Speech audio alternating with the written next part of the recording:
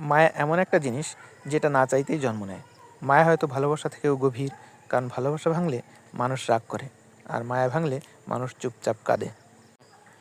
মায়ায় পড়লে মানুষ নির্লজ্জ হয়ে যায়, বারবার তাড়িয়ে দেওয়ার পরও একই স্থানে বারবার ফিরে যায়। মায়া এমন এক অনুভূতি যা দূরে গেলেও মনে থেকে যায়। সব সম্পর্কে শেষ হয়, কিন্তু মায়া থেকেই যায়, এর কোনো শেষ নেই। সবচেয়ে বিপজ্জনক ভালোবাসা হচ্ছে মায়া, যার মোহে পড়ে মানুষ সারা জীবন কাটিয়ে দেয়। জীবনে মায়া যত বেশি হবে, ব্যথাও তত গভীর হবে। মায়া কখনো চোখে দেখা যায় না, কিন্তু হৃদয়ে গভীর ছায়া ফেলে। মায়া হচ্ছে মানুষের হৃদয়ের সবচেয়ে বড় শিকল। মায়া আছে বলেই মানুষ কাঁদে, ভালোবাসে, হারায়, আবার ফিরে পায়। মানুষের জীবনের সবচেয়ে অদ্ভুত অনুভূতিগুলোর একটি হচ্ছে মায়া। সম্পর্কের টানপোড়েন, ভালোবাসা আর অভিমানের গভীরে মায়া নিজের মতো করে বাসা বাঁধে।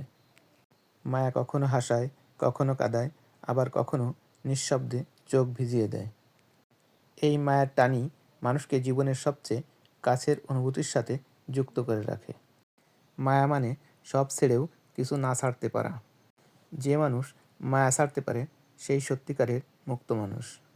মায়া এমন এক জাল যা আত্মাকে জড়িয়ে ধরে, আর মানুষ ভাবে এটাই বাস্তব। যে তোমার জীবনে অকারণে মায়া রেখে যায়, সে একদিন অকারণেই কাঁদিয়ে চলে যায়। মায়া ছাড়া ভালোবাসা অসম্পূর্ণ, কিন্তু অতিরিক্ত মায়া বিপদ ডেকে আনে। মায়া এমন এক বন্ধন যা কখনো দেখা যায় না, কিন্তু অনুভব করা যায়। মায়া এমন এক জিনিস যে কখনো কখনো কিছু মানুষ মনের গভীরে ঢুকে পড়ে, কোনো শব্দ ছাড়া, শর্ত ছাড়া তাদের প্রতি টানটা চিরকালই রয়ে যায়।